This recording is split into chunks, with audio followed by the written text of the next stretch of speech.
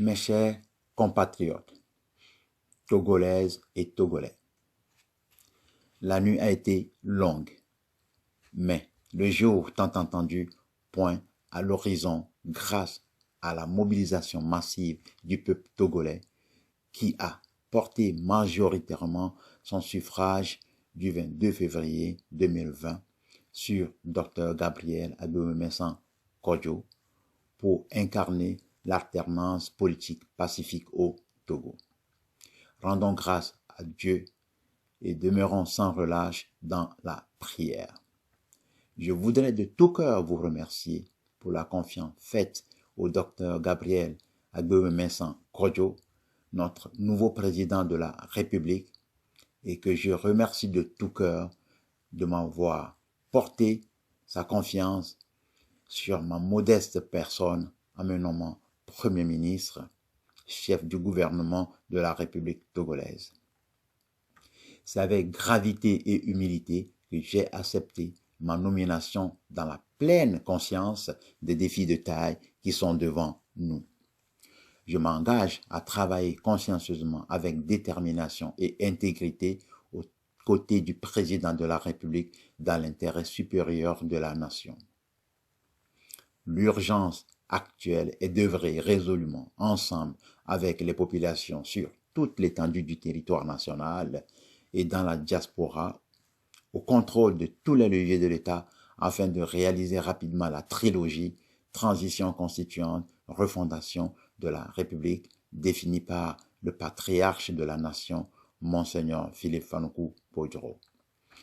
Permettez-moi de remercier vivement Monseigneur Philippe Fanuku Podjoro pour l'immense travail qu'il abat et les sacrifices qu'il a fait en vue de la libération nationale. Son nom restera à jamais gravé dans nos cœurs et ceux des générations à venir. Qu'il soit rassuré de notre entière disponibilité. La mission qui est devant nous requiert la mutualisation des énergies de la nation tout entière.